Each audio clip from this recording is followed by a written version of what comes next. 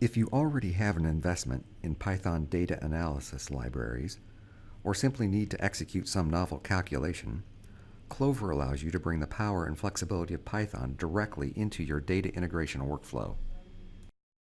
Clover Designer, in addition to providing an environment for development of graphs and job flows, can also act as a rich Python development environment.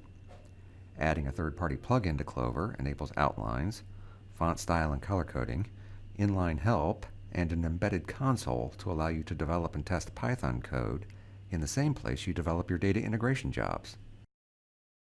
Your Python code can then be used inside many Clover components. There are two preliminary configuration steps required to enable the use of Python in a Clover project. First, we need to install a Java Python integration library called Jython. Second, we need to create some bridge code that provides a path between the Clover engine and a Python interpreter. Here, we have provided some bridge code called Python Bridge that allows us to invoke Python code from within a Clover reformat component. Reformat is probably the most used and flexible Clover component.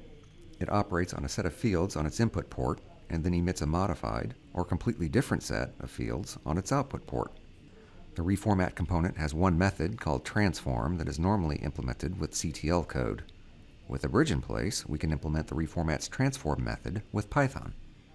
In this graph, the reformat component is implemented in Python and placed into a subgraph.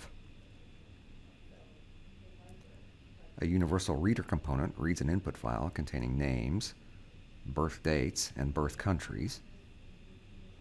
The reformat component transforms that data, creating columns that contain age and years and a flag indicating U.S. origin.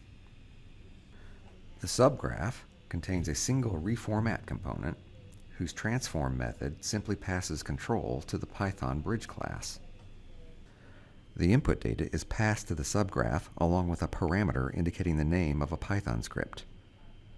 The subgraph then invokes the reformat component, which executes that Python script. This Python script implements the reformat's transform method. The transform method is executed once for each data record. We can add Python execution-related entries to the Clover runtime log.